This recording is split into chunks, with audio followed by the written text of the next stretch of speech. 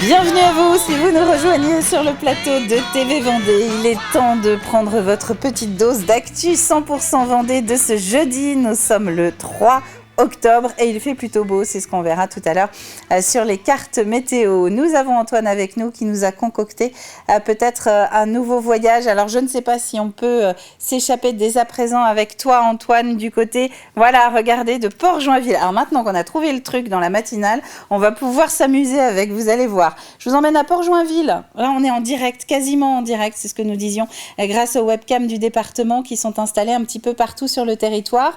Port-Joinville qui se réveille. Alors, un petit peu de nuages, c'est ce qu'on prévient, c'est ce qu'on annonce dans la météo. Donc là, on est plutôt raccord. Et normalement, de mémoire, il fait autour de un petit peu moins de 10 degrés, je crois, ce matin, du côté de Port-Joinville. Ça donne envie de s'échapper. Alors, dans le reste de l'actualité, on va quitter l'île-Dieu et on va partir de l'autre côté du territoire, dans le bocage.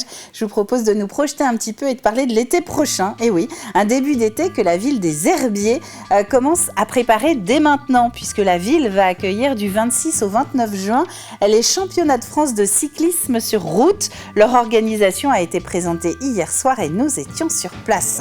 Nous étions aussi à La Rochelle hier pour aller à la rencontre des personnes et des entreprises vendéennes qui exposent au Grand Pavois. On ne présente plus évidemment le rendez-vous aux amateurs de plaisance. 80 000 personnes qui sont attendues d'ici à dimanche.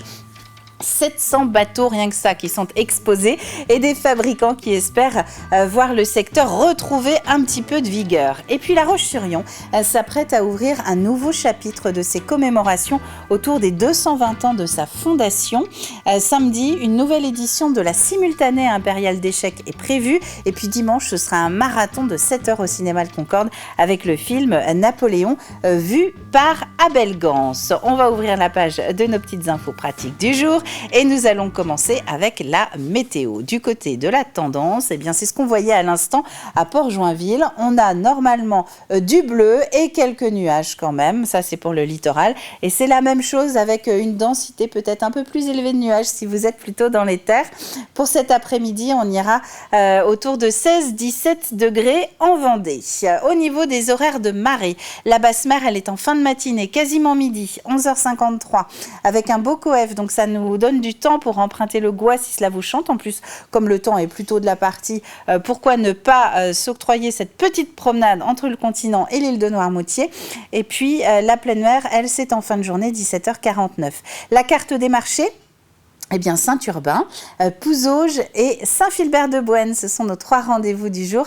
À Saint-Urbain, ça se passe cet après-midi, parking du centre-bourg. À Pouzauges, eh bien, comme le samedi, c'est jusqu'à 12h30, place de l'Hôtel de Ville. Et puis à Saint-Philbert-de-Bouenne, c'est comme à Saint-Urbain, c'est l'après-midi, 16h, 19h30, place des Halles. Pour les travaux, eh bien, on a un nœud un petit peu compliqué encore, le temps de refaire la couche de roulement au nord de Fontenay-le-Comte en direction de la Châtaigneraie, donc sur la D938 à hauteur de Bourneau, la grande ligne droite entre Fontenay et la Châtaigneraie. La fin de chantier est estimée au 11 octobre. Et puis toujours quelques ralentissements aux heures d'affluence à la sortie de Luçon en direction du sud du département.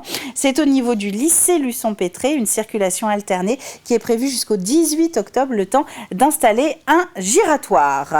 Du côté de l'éphéméride, souhaitons une bonne fête aux Gérard et aux Candice. Un petit dicton pour aujourd'hui: si octobre est trop chaud, en février, la glace est au carreau. Et puis la petite info du jour, eh bien sachez qu'en octobre 2018, la pêche à la sardine de Saint-Gilles-Croix-de-Vie a été officiellement inscrite au patrimoine culturel immatériel français. Et 2018, c'est pas si loin que ça finalement. On passe au journal.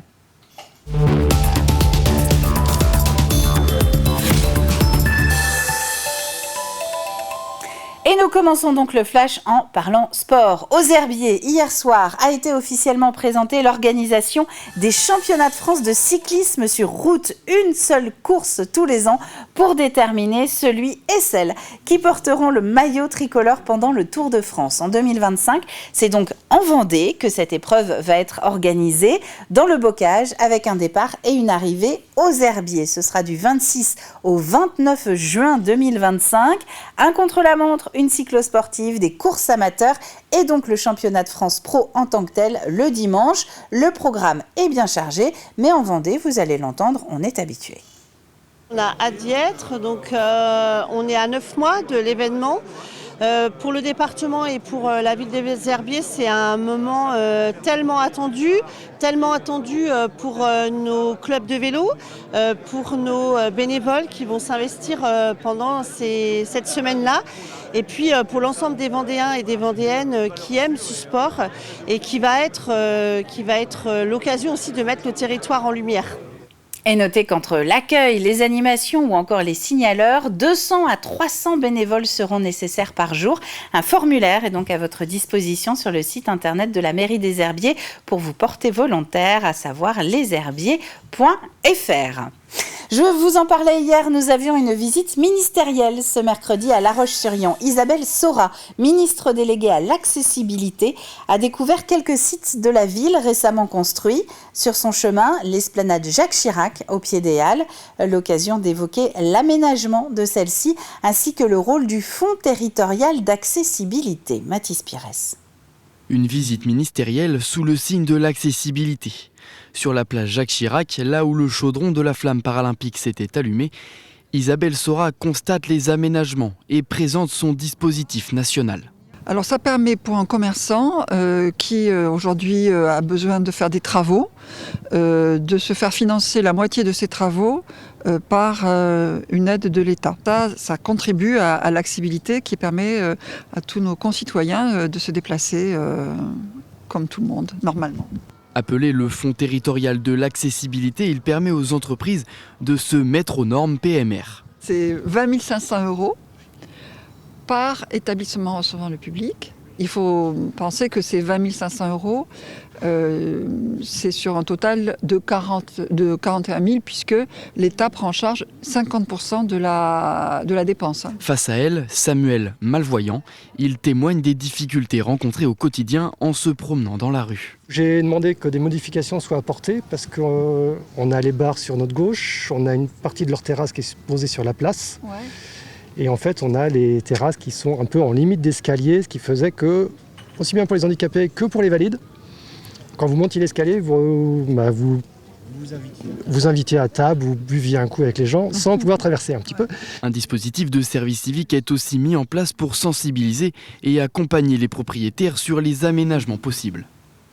La Roche-sur-Yon qui accueille ce week-end la suite des festivités pour les 220 ans de sa fondation. Après la reconstitution d'un camp napoléonien, ça c'était en mai dernier, place notamment à un marathon cinématographique au Concorde. Napoléon vu par Abel Gance, un film qui dure 7 heures avec une conférence également au milieu. Ça c'est pour dimanche. Mais la veille, samedi, au ciel, c'est aussi le retour de la simultanée impériale d'échecs. 100 amateurs vendéens qui vont affronter 4 grands champions en même temps. Écoutez. Et là, on a cette possibilité de faire jouer un champion contre des amateurs simultanément, d'où le nom simultané. Et nous, on multiplie l'affaire depuis 2019, puisqu'on fait jouer 4 champions contre 100 amateurs en même temps. Quel que soit son niveau, la seule exigence, on va dire, si on peut appeler ça une exigence, c'est de connaître les règles du jeu. Et pour le reste, vous êtes totalement débutant, totalement amateur, vous avez la possibilité, en l'occurrence le 5 octobre à La Roche-sur-Yon, de jouer contre un triple champion de France, une championne des françaises des 14 ans, qui est 9e joueuse mondiale de sa catégorie d'âge et qui est un espoir du jeu d'échecs. À Saint-Hermine, des portes ouvertes pas comme les autres le week-end dernier. 3 ans après l'incendie qui avait ravagé ses locaux à Luçon, l'entreprise BioHabitat vient d'inaugurer son nouveau site 15 km plus loin. Le spécialiste du mobilhome est désormais au cœur du parc d'activités Vendéopole Sud Vendée Atlantique, un terrain de 12 hectares pour produire 3000 résidences mobiles par an. Grégoire de Châtillon.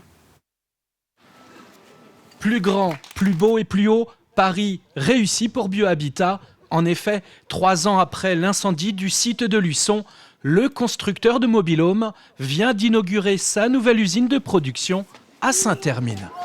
Évidemment, la réalisation de ce site a été historique dans la mesure où il a fallu transférer nos savoir-faire, même de 15 km, sans jamais arrêter de produire. Donc ça a été un pari, ce pari a été réussi aujourd'hui, où nous avons un site installé sur 12 hectares où nous pouvons fabriquer et stocker 3 ans après un sinistre qui a détruit notre principal outil de production, puisqu'il représentait 25% de notre production globale. 15 mobil-homes par jour sont désormais produits ici. Un marché qui se porte bien, un marché destiné à 90% pour les campings. La raison de ma venue, d'abord la curiosité, la façon dont les produits sont montés, la technologie et le produit fini aussi. Je trouve que c'est un beau produit. Les intérieurs sont beaux, sont assez confortables et je trouve ça joli pour du matériel de camping. Où ici on s'occupe de tout ce qui est débit massif. Parmi le public présent pour cette inauguration, le maire de Saint-Hermine, plutôt fier de voir arriver cette usine sur son territoire. Ah bah ça c'est clair. Vous avez des entreprises comme BioHabitat, c'est certain que lorsque vous apprenez qu'elles viennent sur le parc d'activité de Saint-Hermine, c'est une très bonne nouvelle. Au-delà simplement d'avoir une entreprise, BioHabitat c'est une entreprise qui est connue dans le secteur et c'est sûr qu'en tant que maire, on peut que se réjouir. Avec ses 7 usines réparties en France et en Italie, BioHabitat, filiale du groupe Beneteau, se positionne en 2024 comme le leader européen de la construction de mobil-homes. Et puis, autre fleuron de l'économie vendéenne, le secteur du nautisme. Ses principaux acteurs sont de retour à La Rochelle cette semaine pour le Grand Pavois. Une 52e édition pour le Salon nautique international à Flaux. Alors, outre sa proximité, c'est aussi le dernier rendez-vous de l'année. Dernière ligne droite, donc, pour enregistrer des commandes, alors que le contre-coup de la période post-Covid s'estompe. On a eu l'après-Covid. Donc effectivement, avec l'après-Covid, il y a eu un engouement, les gens ont été confinés, les gens veulent naviguer, hein. On a 4 millions de navigateurs à peu près, et puis on a 11 millions de personnes qui font du sport nautique, donc ce qui est important pour nous. Et donc effectivement, il y a eu l'après-Covid, il y a eu un engouement, il y avait des délais pour avoir un bateau, il fallait compter 12 mois, 14 mois, voire 16 mois, suivant les modèles. Bon, au jour d'aujourd'hui, on revient dans une situation normale. Alors une situation normale, c'est-à-dire moins euphorique et avec un peu plus d'incertitude pour les fabricants comme pour tous les sous-traitants. Autant dire qu'un rendez-vous comme le Grand Pavois, à l'image du salon de Düsseldorf, est très attendu en espérant pouvoir y redonner l'envie de la plaisance, un engouement que la météo notamment de cet été a bien douché. Louise Viager. Une trentaine d'entreprises vendéennes du secteur nautique sont présentes au Grand Pavois de La Rochelle. C'est à ce moment-là que les constructeurs de bateaux remplissent leur carnet de commandes, même si la situation économique est tendue. Alors la tendance, on ne va pas se mentir, elle n'est pas forcément au beau fixe. Mais de toute façon, nous, on sait qu'on est sur une activité qui est très sensible aux événements. Dernièrement, on va dire que le contexte politique et économique n'a pas été forcément favorable à notre activité. On a pu rajouter, un peu comme tout le monde, une mauvaise météo. Mais ce qu'on peut ressentir, c'est qu'il y a toujours un engouement pour le secteur et que nos clients sont là. L'eau continue d'attirer, mais le secteur a du mal à reprendre depuis la crise du Covid. L'immatriculation de bateaux neufs a baissé de 20% entre septembre 2023 et juillet 2024. Alors forcément, les entreprises comme le chantier des îlots le ressentent. La plaisance, c'est pas que c'est bloqué, mais on sent bien qu'il y a un mouvement économique général qui fait que les gens savent pas trop où ça va. L'été n'a pas été grandiose non plus. Au niveau de la météo, ça n'a pas forcément...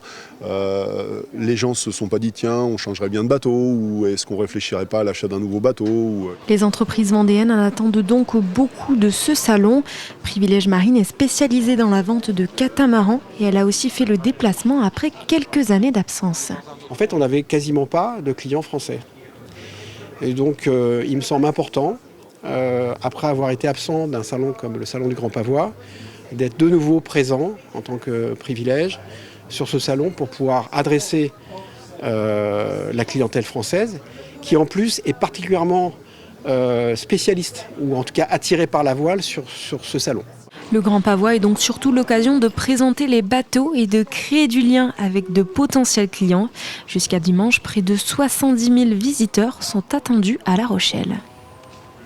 Et notez que la Vendée concentre plus de 70% des salariés du secteur de toute la région des Pays de la Loire. Terminons par ces quelques prévisions pour les prochaines heures en Vendée. Il fait plutôt beau aujourd'hui, normalement pas de pluie sur l'ensemble du département. Température d'ici midi entre 9 et 11 degrés. Il est temps de passer à la deuxième partie de cette matinale et notamment de parler tennis.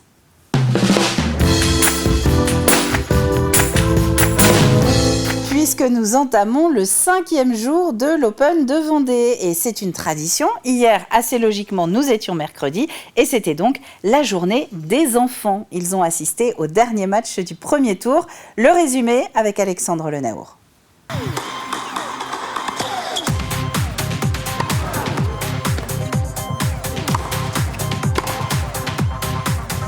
Quatrième jour de l'Open de Vendée et mercredi oblige, le public du Vendée Space était quelque peu rajeuni. Allez, vite, on se dépêche, les joueurs sont prêts, ça va commencer. Dans l'après-midi, le court central faisait place au dernier match du premier tour entre deux joueurs issus des qualifications. Le Français Matthias Borg, 376e joueur mondial, était opposé au Néerlandais Jelle Sels, vainqueur de l'Open de Vendée 2022 et aujourd'hui 320e à l'ATP. Fort de ses 90% de points gagnés sur son premier service, Borg laisse peu d'occasions à son adversaire. En face, Sels n'offre pas de points gratuits aux Français. Logiquement, les deux hommes s'emmènent dans un jeu décisif. Plus entreprenant, Matthias Borg s'impose 7-4 et empoche le premier set. La deuxième manche reprend sur le même rythme. Les échanges sont assez brefs entre deux bons serveurs. Le Néerlandais de 29 ans parvient finalement à briquer Matthias Borg. Sels conclut 6-3 et revient à un set partout. Place à la troisième manche et d'entrée, Jelle Sels reprend le service de l'Avignonnais. Dans le dur, le Français de 30 ans semble parfois accuser le coup, mais reprend des couleurs à la volée, poussé par le public. Jelle Sels en contrôle s'adapte et ne tremble pas à la conclusion. Battu lors de leurs deux premières confrontations sur le circuit, Sels s'impose face à Borg et décroche le dernier billet pour les huitièmes de finale. 6-7, 6-3, 6-4 après 2h13 de jeu. Ça a été un match difficile. Il a très bien servi. Je savais que je n'aurais pas beaucoup d'occasions pour pouvoir faire le break. J'ai breaké seulement 2 fois dans le match, mais c'était suffisant pour l'emporter. Je me sentais très bien après avoir remporté le deuxième. Je me suis dit qu'il était un peu en dedans et que je devais être présent sur tous les points. Il a fait quelques erreurs et j'en ai profité pour breaker directement. Et après, j'ai tenu mon service. Dans les autres résultats du premier tour, plus tôt dans la journée, à noter le joli 3-3 des Français. Alexis Gauthier, Harold de Maillot et Clément Chidec se frayent un chemin en huitième de finale. À 18h, place au choc des générations sur le central pour le premier huitième de finale. D'un côté, le Français Richard Gasquet, 38 ans, ancien 7e joueur mondial et aujourd'hui classé au 120e rang. De l'autre, le jeune et prometteur Dino Prizmic. À 19 ans, le Croate est classé 349e à l'ATP. 200 places d'écart entre les deux joueurs, c'est pourtant presque invisible sur le court. Prizmic fait parler sa puissance, Gasquet sa science du jeu. L'unique balle de break est une balle de 7, sauvée par le Français. Direction un tie-break à couper le souffle, le Biterrois doit s'employer pour sauver une balle de 7. Au forceps, Gasquet s'adjuge le premier set, 10-8, dans le tie-break. L'ex-7e joueur mondial surfe sur la fin de la première manche et prend d'entrée le service de Dino Prizmic. Le natif de Split doit réagir et s'exécute. Des breaks immédiats, tout est déjà à refaire. Une nouvelle fois et comme chaque soir, le public du Vendée Space se régale. Le Croate de 19 ans ne lâche rien et vient chipper le service du Français au meilleur des moments.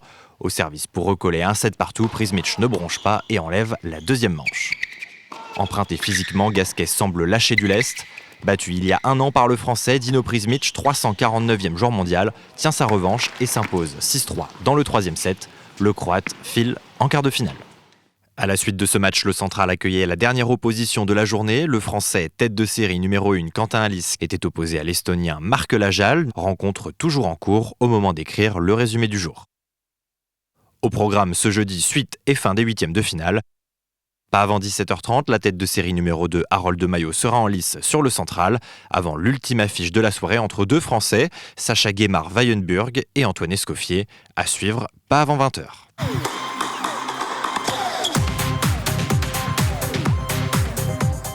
Alors ça, c'était pour le résumé d'hier. Et notez que dimanche après-midi, vous aurez sur TV Vendée la retransmission en direct des finales de cette 11e Open de Vendée. La finale double à partir de 12h30 et la finale simple à partir de 15h.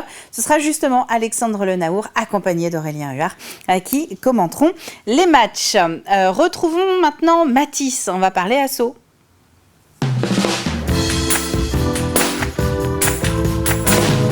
Association, prenons le temps de donner les mots en entier. Mathis Pires est allé à Challans cette semaine à la rencontre de Christian Vrignot. Il est le président de cette nouvelle association, ouverture d'une antenne vendéenne du relais SLA Charcot. Donc une association pour aider, représenter, communiquer et collecter des fonds pour les personnes qui sont touchées par la maladie de Charcot. Écoutez. Bonjour à tous, bienvenue dans cette nouvelle chronique asso. Aujourd'hui, je suis allé à la rencontre de Christian. Il a créé son association en août dernier. Suite au décès de son épouse, il a décidé d'ouvrir une antenne vendéenne pour communiquer sur la maladie de Charcot. Écoutez. La maladie de Charcot, donc, c'est une maladie, une dégénérescence du système nerveux central. On va dire, c'est ça. Et à partir du moment que le système nerveux central n'alimente plus les muscles, petit à petit, le corps va s'atrophier. Et aujourd'hui, il n'y a aucun traitement qui existe pour aider et pour guérir de cette maladie. Tous les ans, c'est à peu près 1200 à 1500 malades qui décèdent. La maladie de Charcot n'a pas aujourd'hui de traitement qui permet de guérir.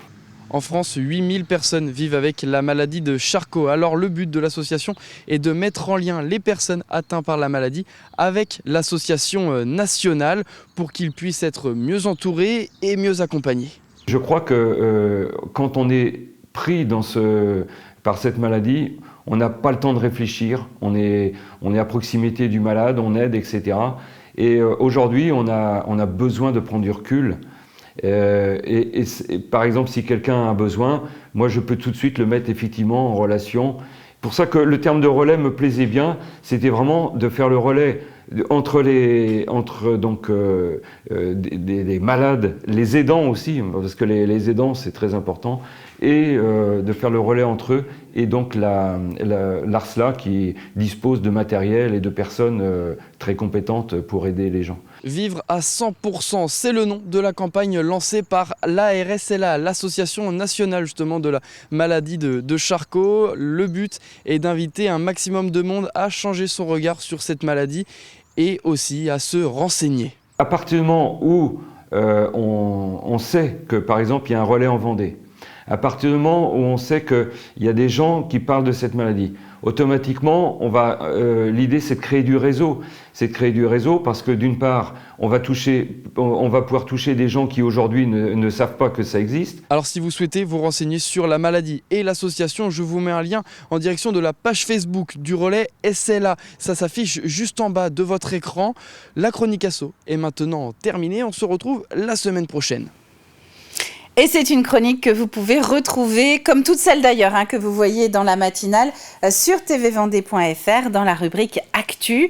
Quant à l'association présentée par Mathis aujourd'hui, vous pourrez justement la retrouver donc sur Facebook. Tournons-nous vers TV Vendée, tiens justement. Qu'est-ce qu'on va voir à la télé demain ? Parce que sans détour, c'est demain. Et je ne vous cache pas que ça me fait assez bizarre de parler de l'émission. Hervé Leroc, ce sera lui au volant cette semaine, qui embarque Mathilde Santos. Mathilde, elle est éducatrice spécialisée de formation et c'est aussi la directrice générale du parc de la Brosse. C'est à Chauchet et c'est un centre d'accueil pour les enfants et les familles fragilisées qui a été lancé par la fondation Bertrand Gonor. C'est une très jolie balade, vous verrez. Donc la diffusion, c'est à partir de demain à 14h40. Vous l'aurez aussi en rediff à 20h50 et aussi, comme d'habitude, sur tvvendée.fr. On lance le jingle jeu et on fait un point sur la question.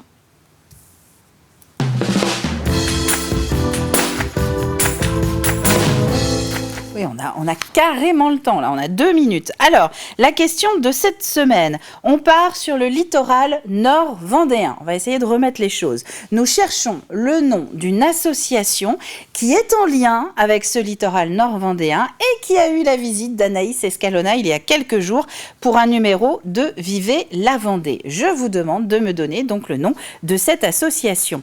L'indice d'aujourd'hui, eh bien, figurez-vous que parmi les faits marquants, une biche a été réalisé par cette association avec des outils du début du XXe siècle. Mais qu'est-ce que c'est qu'une biche? Eh bien, je vous laisse chercher, il vous reste du temps. Vous avez jusqu'à demain midi, donc demain vendredi midi, pour envoyer votre réponse sur tvvendée.fr. Et à la clé, notre partenaire cette semaine, c'est Panini, les albums, les vignettes. Alors, souvent, on l'assimile au football, c'est vrai, mais là, en l'occurrence, c'est pour gagner un album spécial 10e édition du Vendée Globe. Vous avez les 10 éditions qui sont retracées dedans, avec l'ensemble des skippers, et en plus, avec cet album, on vous propose de repartir avec une petite boîte qui contient une trentaine de vignettes pour commencer la collection.